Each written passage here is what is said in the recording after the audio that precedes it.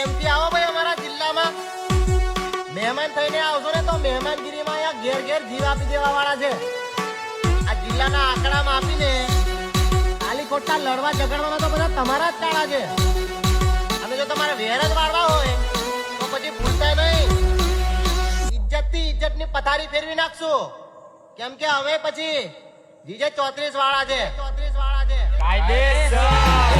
जयपुर वाला हम उदयपुर वाला हम जयपुर वाला हम उदयपुर वाला યાદ રાખજે લાલા. दिल માં તો શું रियल માં ફાડી નાખીએ